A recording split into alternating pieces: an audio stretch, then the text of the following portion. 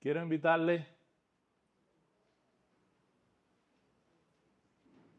a leer en la carta del apóstol Pablo a los Filipenses, capítulo 3, verso 1. Dice así: por lo demás, hermanos, gozaos en el Señor. A mí no me es molesto el escribiros las mismas cosas, y para vosotros es seguro. Vamos a orar. Padre Santo, necesitamos de tu ayuda. Todos ahora nos vamos a exponer a tus enseñanzas. Que tu Espíritu obre en nuestros corazones, trayendo estas verdades de tu palabra y aplicándolas después a nuestra vida. Perdona nuestras faltas y nuestros pecados. En el nombre de Jesús. Amén. Quiero por un momento que nos pongamos en el lugar de Pablo. Que nos pongamos, como decimos, en sus zapatos. Piensa que las cosas que le habían pasado a Pablo te están ocurriendo a ti. Fuiste comisionado para llevar la verdad de Dios por diferentes lugares, donde nunca nadie ha llevado el evangelio. Llegas a un lugar, predicas, eres bien recibido, todo el mundo te escucha y por el éxito de esa acogida te vuelven a invitar. Y a la siguiente semana vienes nuevamente para hablar de lo mismo. Y cuando llegas, ya el trato no es igual. Todo ha cambiado. Te encuentras con gente que discute todo cuanto dices. No solo te están contradiciendo, sino que también blasfeman. Vienen las autoridades y te botan de la ciudad. ¿Qué harías tú? ¿Sería esta una señal clara de que ya no debes seguir predicando? Dice en el libro de los Hechos, capítulo 13, verso 51, que ellos entonces, sacudiendo el polvo de sus pies, llegaron a Iconio. Y los discípulos estaban llenos de gozo y del Espíritu Santo. O sea, ellos siguieron sirviendo al Señor, animando a los hermanos. Llegas a Iconio y allí intentan apedrearte. Y tienes que salir huyendo a Listra y a Derbe. Allí sanas a un cojo de nacimiento y la gente te proclama a un Dios y quiere adorarte.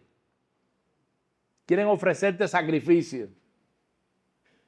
Pero de repente llegan judíos de ciudades donde habías estado antes y te apedrean dejándote casi muerto. ¿Qué habrías hecho tú? Lo que el verdadero Pablo hizo fue seguir predicando allí el evangelio hasta hacer algunos discípulos.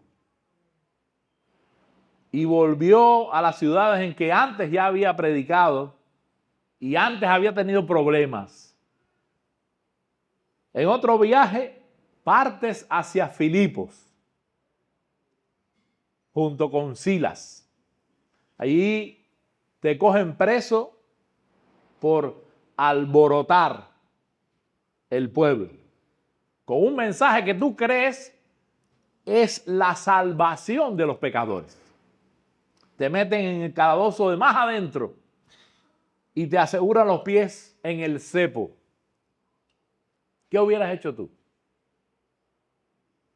Dice la Escritura, pero a medianoche, orando Pablo y Silas, cantaban himnos a Dios.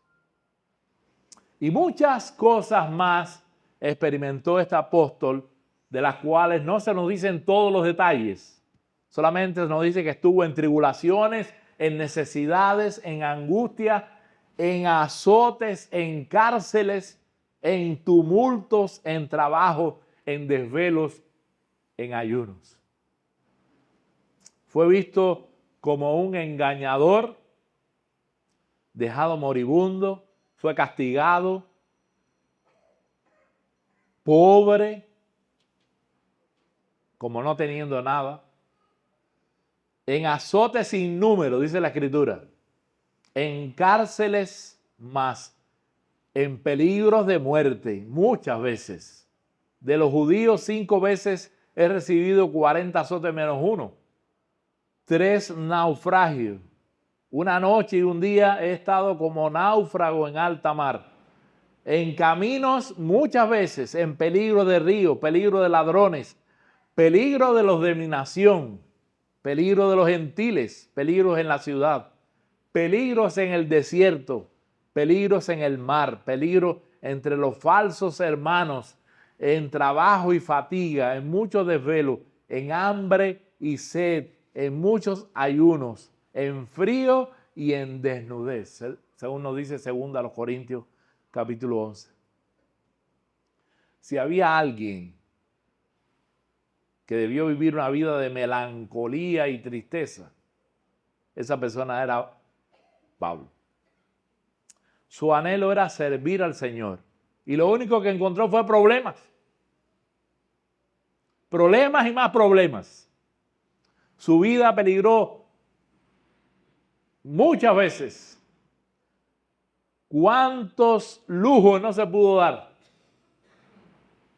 Debió ser el hombre más infeliz del planeta. Si tú hubieras sido Pablo, si la voluntad de Dios para ti hubiera sido la que fue para Pablo, ¿qué actitud tendrías frente a la vida? ¿Serías una persona gozosa o dejarías entrever más bien tu inconformidad con todo lo que estaba pasando? Y más aún, ¿serías capaz de exhortar a los demás a gozarse en el Señor? Eso fue precisamente lo que hizo el apóstol Pablo. Y al hacerlo, nos exhorta a ti y a mí para que también experimentemos ese gozo y vivamos ese gozo cristiano. Recordemos que Pablo estaba preso en Roma y estaba esperando un juicio que no sabría si había de acabar con su vida. Y todo por causa de Cristo, todo por causa del Evangelio. Ya en la carta él ha expresado en varias ocasiones su estado emocional en medio de la tribulación. Entonces, lo que quiero hoy es que nos detengamos a considerar este tema, el tema del gozo del cristiano, por la importancia que tiene este tema para nuestra iglesia. Nosotros, mis amados, necesitamos exponernos a las enseñanzas que aparecen en la Biblia tocante a este tema, al tema del gozo. ¿Qué es el gozo cristiano? El gozo cristiano no es ese gozo que es común a todos los hombres. En su gracia común, Dios le concede al hombre deleitarse, disfrutar de diferentes cosas, diferentes gozos.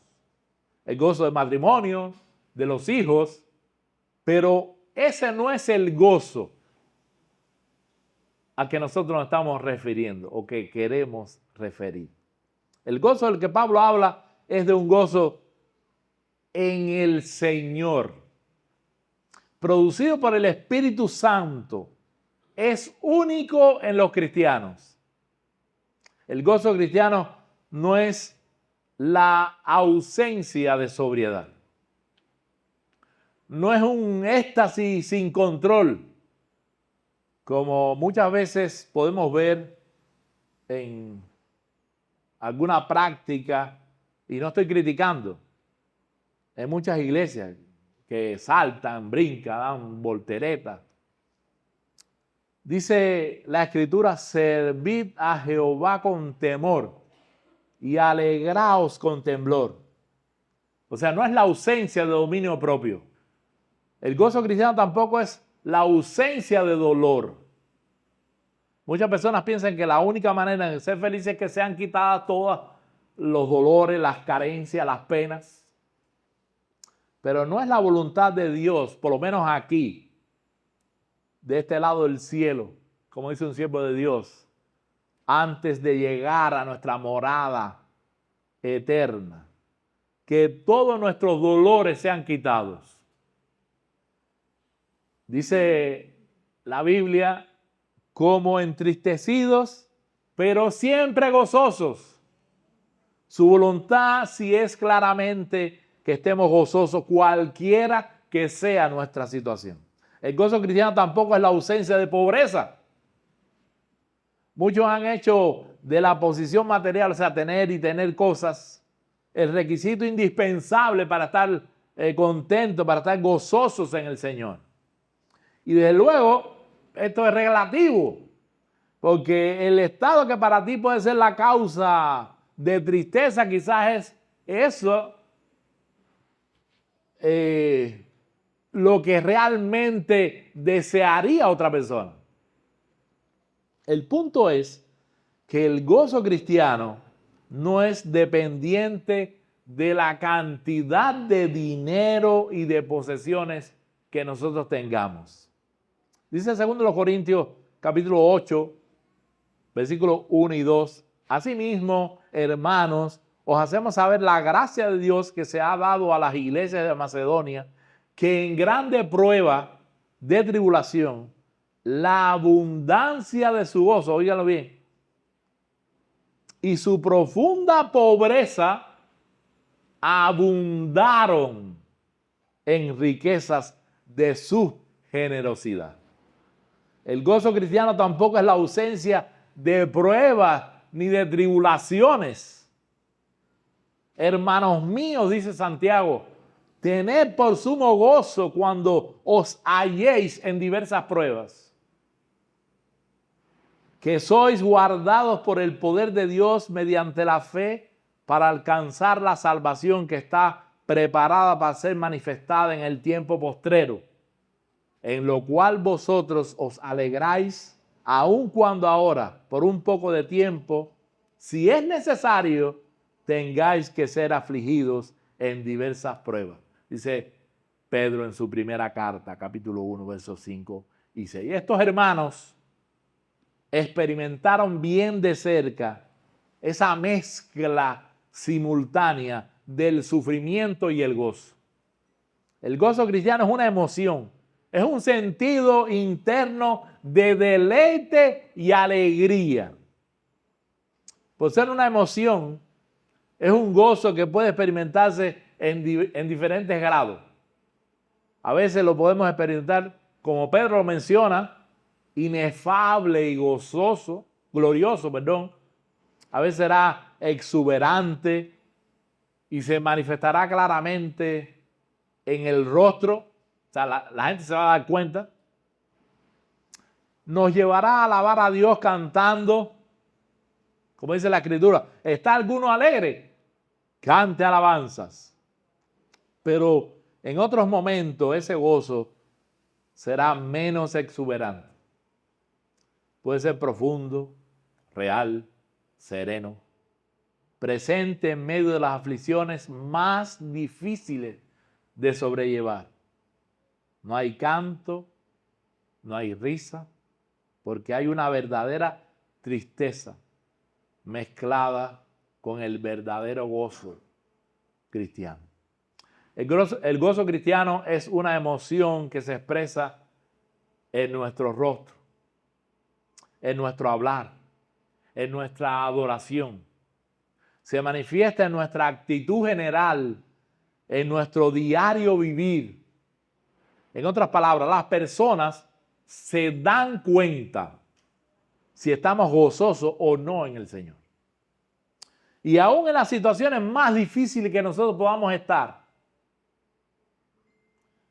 podemos escuchar testimonios de cómo un hijo o una hija de Dios deja ver su gozo en el Señor.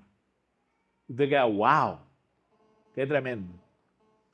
El gozo cristiano es una respuesta alegre a las realidades espirituales.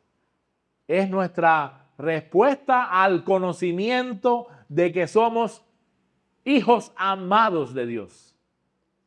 Es una felicidad interna que se deriva primeramente del hecho de saber de que somos amados por Dios y de que estamos salvos en Jesucristo. Y de hecho, estamos agradándole por eso. El gozo cristiano está basado en algo que es cierto y verdadero. Ya está salvo en Cristo. No es que nos deleitamos en algo que puede ser posible, que puede llegar a ser, sino ya es una realidad en nuestra vida. Dios te amó, te aceptó, te perdonó, te cuida y te ha dado una gran salvación. Además, el gozo cristiano es un deleite interno que surge de agradar a Dios. En Mateo capítulo 13, verso 44, dice, además, el reino de los cielos es semejante a un tesoro escondido en un campo, el cual un hombre halla y lo esconde de nuevo, y gozoso va y vende todo lo que tiene para comprar a aquel campo. Eso es lo que es ser un cristiano. Un cristiano es alguien que se queja. Oye, ahora no tengo esto, o ahora tengo que dejar esto, o tengo que dejar lo otro. No, para nada. Son personas para quienes ser cristiano no es una carga pesada de llevar. Un cristiano es alguien que ve el valor incomparable del evangelio y de la salvación provista en Cristo. Y es tan contento, está tan contento, es tanto su gozo, que está alegremente y eso se nota, se ve, se refleja. Dice Romanos capítulo 5, versos 1 y 2. Y después versículo 11, justificados pues por la fe, tenemos paz para con Dios por medio de nuestro Señor Jesucristo, por quien también tenemos entrada por la fe a esta gracia en la cual estamos firmes y nos gloriamos en la esperanza de la gloria de Dios. Y no solo esto, sino que también nos gloriamos en Dios por el Señor nuestro Jesucristo, por quien hemos recibido ahora la reconciliación. El hecho de saber que fuimos justificados solamente por fe y que esa justificación no está basada en nada que nosotros hayamos hecho, ese es motivo suficiente para regocijarnos en el Señor. Somos aceptados por Dios y por eso yo me gozo. Para el cristiano tener gozo no tiene que tener todas sus necesidades materiales cubiertas. Cristo cubrió todas nuestras necesidades espirituales. Aleluya por eso. Mi corazón se regocija en Jehová.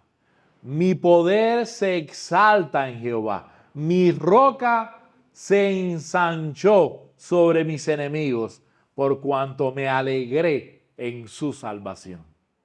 Y también Primera de Pedro 4, verso 13, sino gozaos por cuanto sois participantes de los padecimientos de Cristo, para que también en la revelación de su gloria os gocéis con gran alegría. Mis amados, es una tendencia nuestra el olvidarnos muy fácilmente de las cosas. Por eso Pablo escribe acerca del gozo a la iglesia de Filipo diciendo: por lo demás, hermanos, gozaos en el Señor. A mí no me es molesto el escribiros las mismas cosas, y para vosotros es seguro. Acabamos de ver la naturaleza del gozo cristiano. Veamos en segundo lugar la importancia que tiene este gozo cristiano.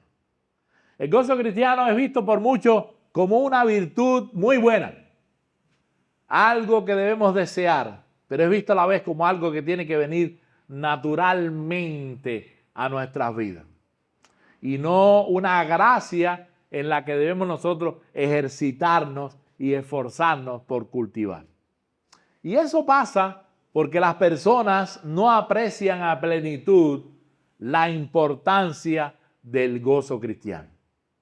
Dios ha designado que el gozo sea central al cristianismo experimental normal. Hay aspectos de la vida cristiana que tienen que ver con la mente. Hay doctrinas que debemos aprender y creer, verdades que asimilar y relacionar con otras de las Escrituras. Pero la vida cristiana abarca mucho más que la mente. Hay un aspecto experimental y muchas veces negamos esto dentro del cristianismo, que incluye asuntos como el temor a Dios y el amor a Dios, y el gozo es parte de este aspecto. La Biblia instruye nuestras mentes al respecto, pero se espera de nosotros una respuesta experimental específica en el área de nuestras emociones. Y hay muchos versículos que podríamos citar. Romanos capítulo 15, a partir del versículo 15, Gálatas 5, que habla del fruto del Espíritu, Filipenses 3:3. La vida cristiana no es fácil. Ser cristiano requiere sobriedad, diligencia, autonegación y dominio propio. Pero todas estas cosas producen en nosotros paz, deleite y gozo en el Espíritu. Dios ha mandado a todos los cristianos en todas las épocas a estar gozosos. Muchos creen que el gozo es un asunto de disposición. Si eres por naturaleza optimista, alegre, extrovertido, entonces para ti es muy normal que estés siempre gozoso. Pero si eres más sobrio, reflexivo, melancólico, que eso no importa, porque tú eres diferente. Los dos están bien, cada uno con su disposición natural. Pero el hecho es que lo que tenemos en la Escritura es al Señor ordenando a todos los cristianos, sin importar su disposición natural y sin importar sus circunstancias, a estar gozosos. El Salmo 5, versículo 11, dice: pero alégrense todos los que en ti confían, den voces de júbilo para siempre, porque tú los defiendes, en ti se regocijen los que aman tu nombre. Y el Salmo 32, verso 11 dice: alegraos en Jehová y gozaos juntos y cantad con júbilo todos vosotros los rectos del corazón. Dice el Salmo 33, versículo 1: alegraos, oh justos, en Jehová, en los íntegros es hermosa la alabanza. Y el Salmo 40, verso 16 dice: gócense y alégrense en ti todos los que te buscan, y digan siempre los que aman tu salvación, Jehová sea enaltecido. Entonces, regocijarnos en Dios no es un asunto de disposición ni de circunstancia en la que podamos encontrar. El cristiano no se regocija en Dios solo si su disposición lo inclina a ello en ese momento. El cristiano se regocija en Dios aun si las circunstancias son contrarias. El deseo y el propósito expreso de Cristo es conducir a su pueblo a un estado de gozo.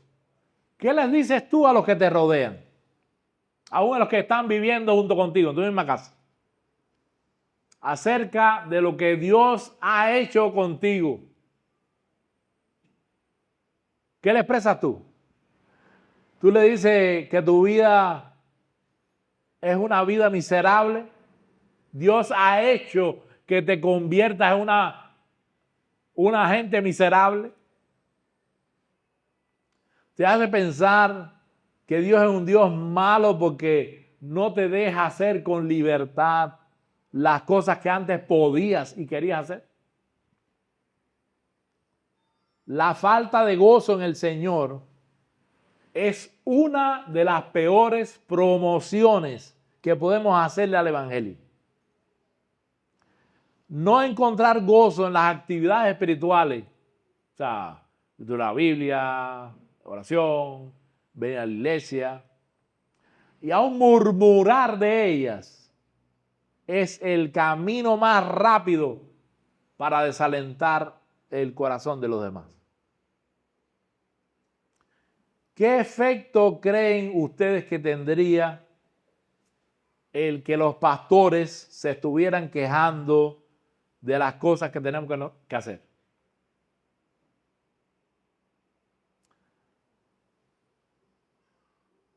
Dice Deuteronomio capítulo 26, verso 11. Y te alegrarás en todo el bien que Jehová tu Dios te haya dado a ti y a tu casa. Así tú como el levita y el extranjero que está en medio de ti. Y viene la advertencia. En capítulo 28. Y vendrán sobre ti todas estas maldiciones y te perseguirán y te alcanzarán hasta que perezcas. Por cuanto no habrás atendido la voz de Jehová tu Dios para guardar sus mandamientos y sus estatutos que Él te mandó. Y serán en ti por señal y por maravilla y en tu descendencia para siempre. Por cuanto no serviste a Jehová tu Dios con alegría y con gozo de corazón, por la abundancia de todas las cosas, servirás por tanto a tus enemigos que enviará Jehová contra ti, con hambre y con sed y con desnudez y con falta de todas las cosas, y Él pondrá yugo de hierro sobre tu cuello hasta destruirte. El gozo cristiano es esencial para la estabilidad y la utilidad en la vida cristiana. Dice Nehemías capítulo 8, verso 10, el gozo de Jehová es vuestra fortaleza. El gozo nos ayuda a continuar en obediencia. La falta de motivación es un gran obstáculo para nosotros el mantener la determinación de seguir adelante. Pero cuando estamos llenos en un sentido de apreciación por el privilegio tan grande que es estar conscientes de ser cristianos, de ser amados por Dios, entonces nos llenamos de motivación y tenemos fuerzas nuevas para continuar adelante. Pero cuando tu apreciación por las cosas del Señor es débil, y cuando tu apreciación de la bondad de Dios es débil, cuando el cielo ha perdido para ti el encanto que debe tener ante el brillo de la tierra, pierdes el vigor y la fuerza para continuar. Sin ese gozo en el Señor, no podremos perseverar hasta el fin. Ese regocijo nos ayudará en nuestra senda, agradando a Dios en todo lo que hacemos. obedeciéndole, porque el placer de Dios será también nuestro placer. El gozo de Jehová también será nuestra fuerza en medio de las pruebas y las aflicciones. Pueden venir ya sea por causa de enfermedades severas y quizás duraderas, o a través de un marido incrédulo e inconsciente. Puede ser una soltería prolongada o un matrimonio desafortunado, condiciones financieras que producen gran tensión, y eso para nosotros es todos los días. Solo el gozo que se produce de contemplar a Dios en toda su hermosura y lo que ha hecho por todos nosotros va a ser capaz de endulzar nuestra situación. Solo ese gozo nos ayudará a reaccionar de una manera que a Él le agrade. El gozo de Jehová también será nuestra fortaleza en medio de las tentaciones del mundo. Nos guardará de caer en los encantos y engaños del pecado. Cada quien es atraído por aquello que le gusta, ¿verdad? Nadie es atraído por nada que no le guste. El que se deleita en los placeres carnales será atraído por ellos. Aquel que se deleita en el Señor será atraído por las cosas del Señor. Dice Mateo, capítulo 6, versos 19 al 21, el versículo 24. No os hagáis tesoros en la tierra, donde la polilla y el orín corrompen, y donde ladrones minan y hurtan, sino haceos tesoros en el cielo, donde ni la polilla ni el orín corrompen, y donde ladrones no minan ni hurtan, porque donde esté vuestro tesoro, allí estará también vuestro corazón. Ninguno puede servir a dos señores, porque o aborrecerá al uno y amará al otro, o estimará al uno y menospreciará al otro. No podéis servir a Dios y a las riquezas. Vas a hacer aquello en lo que te deleitas. ¿Qué te puede guardar entonces en contra de las tentaciones del enemigo de nuestras almas y del mundo? El gozo del Señor. Porque si te estás regocijando en Dios y en el hecho de tener la aprobación de Dios en todo lo que haces, entonces esas tentaciones perderán su brillo y se verán aborrecibles ante tus ojos. Huirás de esas cosas en la medida que te regocijes en las cosas del Señor. Será más fácil conformarte a los patrones bíblicos para la vida cristiana si estás regocijándote en el Señor que si no lo tuvieras. El peligro que corres de ir con la corriente de este mundo por tener tu gozo basado solamente en las cosas del mundo es que realmente no seas de Cristo. El cumplimiento de la descripción que Cristo hace en la parábola del sembrador se ve, siempre lo aplicamos afuera, ¿verdad? No, porque predicamos, pero eso se ve más adentro de la iglesia. Es allí donde las personas oyen la palabra predicada. Estos son los que fueron sembrados entre los espinos, los que oyen la palabra. Pero los afanes de este siglo y el engaño de la riqueza y las codicias de otras cosas entran y ahogan la palabra y se hace infructuosa. Son personas que han oído la palabra, pueden estar en una iglesia por años y años, pero el engaño de las cosas temporales, materiales de este mundo, la codicia por esas cosas ha entrado y han ahogado esa palabra que él ha oído. Y entonces se hace infructuosa. no se ven los frutos y los efectos que debe producir la palabra de Dios se hace nulo. El gozo de esta persona no está en Dios, no está en las actividades en las que nos podemos encontrar con Dios, sino en las cosas del mundo. ¿Dónde está tu gozo? El gozo cristiano nos fortalece para dejar impresiones profundas en aquellos a quienes ministramos. Sean nuestros hijos, nuestras esposas, esposos, amigos, compañeros de trabajo. En el contexto del gozo cristiano, tendremos mayores oportunidades de afectar positivamente a los demás. Las personas más útiles no son aquellas que son agrias, melancólicas, permisivas. No. Las personas más útiles son aquellas que están siempre gozosas, que se regocijan en Dios siempre. No importa la situación difícil por la que se encuentren. Dios es más grande y su amor es inmenso. Y el Dios de esperanza os llene de todo gozo y paz en el creer, para que abundéis en esperanza por el poder del Espíritu Santo.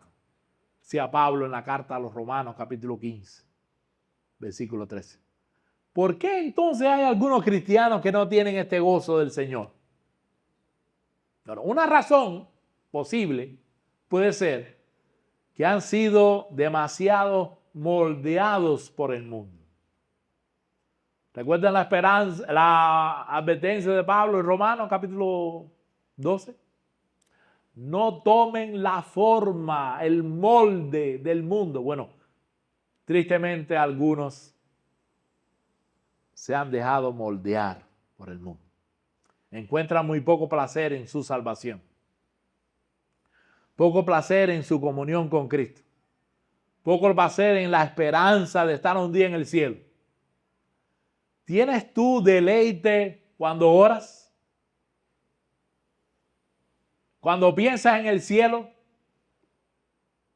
Las almas de estas personas están tan centradas en sí mismas y tan orientadas hacia lo material, lo sensual, los placeres temporales, que no encuentran ningún gozo en las actividades cristianas. Su gozo depende del hecho de que si tienen la cantidad deseada, si tienen la figura deseada, si tienen la ropa deseada. O sea, si pueden satisfacer sus antojos cuando quieren. Su gozo depende de que el ingreso mensual se mantenga en cierto nivel y están tan ocupados en estas cosas que el valor de la salvación se vuelve insignificante. Y la preocupación por agradar a Dios se hace nula. Su corazón está en otro lado. Otros no experimentan este gozo cristiano porque están sobrecogidos de dolor y sufrimiento. A manera de aplicación, el gozo cristiano, tan cierto como que es parte del fruto del Espíritu, también es nuestra responsabilidad cultivarlo y experimentarlo. El gozo cristiano es tener tal estima por Cristo, por el Señor, que te deleitas en saber que es tuyo, que el Espíritu mora en tu corazón. Es apreciar la doctrina de la justificación por la fe. Es vivir en la anticipación del gran día del Señor. Lo estamos esperando, pero lo anhelamos. El ya, pero todavía no. ¿Tienes tú ese tipo de gozo? Ese gozo del que hemos venido hablando hoy. Si no lo tienes, bueno, hay esperanza para ti. Arrepiente de tus pecados. Confiésalos delante de Dios. La Escritura dice que Él es fiel y justo para perdonarlo. Solo así podrás tener este gozo del que habla la Biblia, el gozo de los cristianos. Quiero terminar con leyendo una porción de Matthew Lloyd, de un libro de él. Dice el doctor Matthew Lloyd: la tendencia es siempre a pensar del gozo como un estado o una condición subjetiva. Y desde luego, en última instancia lo es. Sin embargo, el hecho mismo de que Pablo nos manda o nos llama a regocijarnos es una prueba positiva de que no es algo que experimentamos de un modo puramente pasivo o subjetivo. No debemos sentarnos confiando y esperando que de repente vamos a comenzar a gozarnos. No, tenemos que hacer algo para poder gozarnos. Y es algo que somos capaces de hacer. Estas palabras no son una simple sugerencia de que deberíamos esperar que algo va a ocurrir o tomar lugar en nosotros y que entonces de repente nos sentiremos maravillosamente felices. Para muchos, el gozo es el resultado de las cosas que nos suceden. Creen que no tenemos control sobre él, que no somos capaces de hacer que nosotros mismos nos regocijemos, que el gozo y el regocijo son el resultado final de la interacción y de la interoperación de un número de fuerzas y factores, la mayoría de ellos externos y algunos internos. Y dicen ellos, como resultado de todo esto, o somos felices o no lo somos. Pero eso, me parece a mí, es un error constantemente expuesto y denunciado en estas epístolas del Nuevo Testamento. Y aquí está expuesto por el hecho mismo de que se nos da un mandamiento. Debemos regocijarnos. Es algo que podemos hacer. Entonces, no excuses tu falta de gozo. Enfrenta esta situación como cualquier otro aspecto de la vida cristiana. Dios nos bendiga. Vamos a orar. Padre, gracias porque tú nos has dado gozo en Cristo. Y es algo que debemos nosotros diligentemente que cultivar. Ayúdanos, Señor, entonces, a que siempre esté en nosotros ese gozo, que esté reflejado, que sea un testimonio vivo y que la gente vea, no importa la situación por la que estemos pasando. No importa las circunstancias, porque nuestro gozo no depende de eso. Tú nos diste ese gozo cuando nos llamaste, nos rescataste. Padre, cuando nos diste vida en Cristo. Entonces, ayúdanos a mostrarlo siempre. Padre, y si hay alguien aquí que todavía no tiene este gozo, permítele, Señor, que venga a ti rendido en arrepentimiento y fe. Y también puede experimentar este gozo que nosotros, tus hijos, sentimos. Ahora, despídenos con tu paz y con tu amor, y llévanos con bien a nuestras casas. Provee transporte para quien tenga que irse en él. y bendice esta semana que comienza. Trae tu provisión cada día a nuestras casas. Mira que te lo pedimos a ti que eres nuestro Dios, en el nombre bendito de tu Hijo Jesús. Amén.